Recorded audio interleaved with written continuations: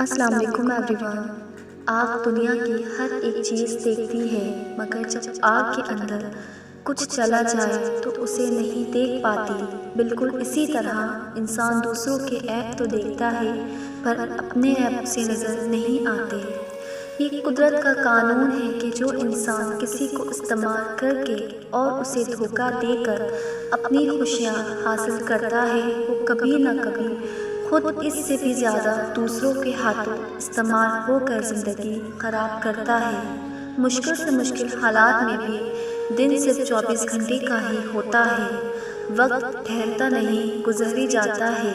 لہٰذا ان لمحات میں مایوس ہونے کی بجائے صبر کریں، نماز پڑھیں اور دعا کے ذریعے رب کے قریب ہو جائیں۔ لوگ تمہیں درد دیں گے، رب تمہیں مرہم دے گا۔ لوگ تمہیں ذلت دیں گے، رب تمہیں عزت دے گا۔ لوگ تمہارے اوپر جج بنیں گے، رب تمہیں انصاف دے گا۔ لوگ تمہارے منہ کو نوالا چھین لیں گے، رب تمہیں بے حساب رزق عطا کرے گا۔ اللہ تعالیٰ سے معافی اور صحت کا سوال کرتے رہا کرو، کیونکہ ایمان کی نعمت نصیب ہو جانے کے بعد تندرستی سے بہتر کوئی نعمت نہیں۔ اللہ کریم زندگی کے ہر موڑ پر آپ کو اچھی صحت اور خوشیوں سے نوازے، آمین۔ اگر تو چاہتا ہے کہ اللہ رب العزت تمہیں بخش دے تو لوگوں کے ساتھ نیکی کر۔ یا اللہ مجھے ہدایت نصیب فرما، یا اللہ مجھے موت کی سختی سے بچا، یا اللہ مجھے قبر کے عذاب سے بچا، یا اللہ میرا خاتمہ ایمان پر فرما، آمین۔ نفس بہت ظالم ہے، کبھی گناہوں میں مبتلا کر کے رب سے دور کرتا ہے، کبھی نیکیوں اور عبادتوں کے غرور میں مبتلا کر کے اعمال کو بھسم کر دیتا ہے۔ اے میرے رب ہمیں نفس کے شر سے محفوظ رکھنا، آمین یا رب العالمین۔ ہر انسان ایک دوسرے سے مختلف ہے، کسی کو زیادہ ملتا ہے اور کسی کو کم، لیکن یہ ضروری نہیں کہ جو کچھ دوسروں کے پاس ہے وہ آپ کے پاس بھی ہو۔ اللہ کی تقسیم پر ناراضگی کا اظہار کر کے گنہگار نہ بنیں، اللہ تعالیٰ پر توکل رکھیں اور اپنے مقدر پر خوش رہنا سیکھیں۔ اگر تم زندگی کے راستے پر کانٹے چھوڑتے جاؤ گے تو تمہارے پیچھے آنے والی تمہاری نسلیں اس راستے پر لہو لہان ہو جائیں گی۔ جب معاملہ اللہ کے سپرد کر دیا کرو تو معاملے اور اللہ کے درمیان سے نکل جایا کرو۔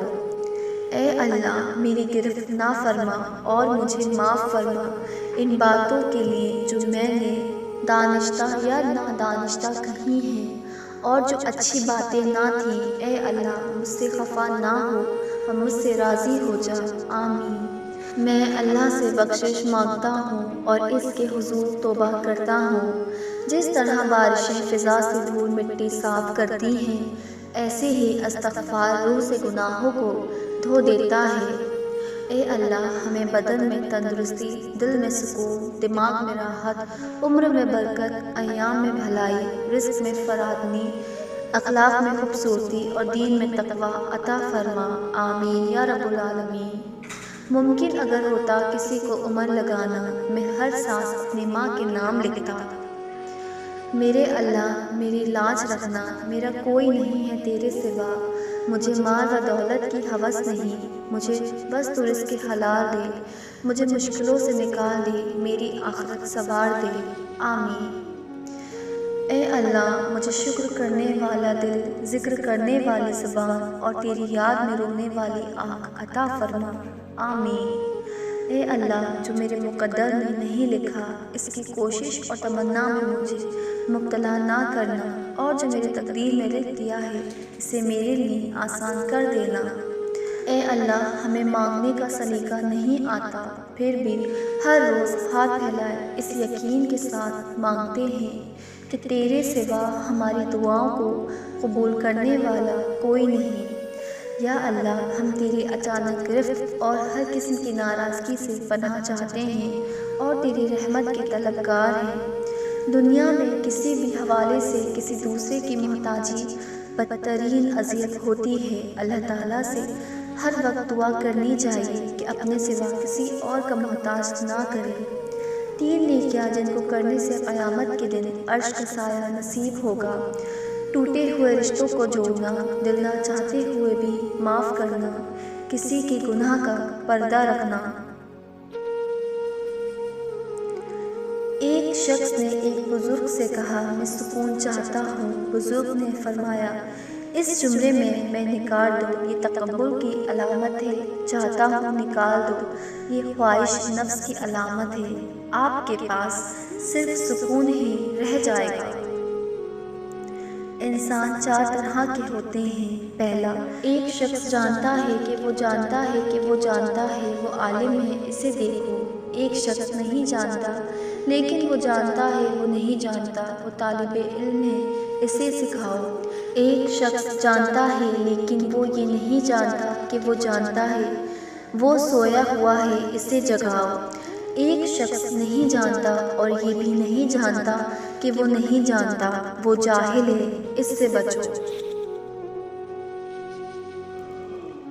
الحمدللہ کہنے کی فضیلت۔ الحمدللہ کے 8 حرف، اور علماء نے لکھا ہے کہ جنت میں 8 دروازے ہیں، گویا ہر حرف پر جنت کے ہر دروازے کے لیے کنجی کی مانند ہوگی۔ تو جس بندے کو الحمدللہ کثرت سے کہنے کی عادت ہوگی، اس کے لیے جنت کے 8 دروازے کھول دیں گے۔ جس کو اللہ نے دعا کی توفیق دی، وہ قبولیت سے محروم نہیں رہ سکتا۔ جس کو اللہ نے استغفار کی توفیق دی، وہ مغفرت سے محروم نہیں رہ سکتا۔ جس کو اللہ نے شکر کی توفیق دی، وہ نعمت سے محروم نہیں رہ سکتا۔ پھر میں نے سب کچھ اللہ پر چھوڑ دیا اور پھر وہی ہوا جو میرے حق میں بہترین تھا۔ Thanks for watching. If you like my video, so like, share and subscribe. Until next time, Allah Hafiz.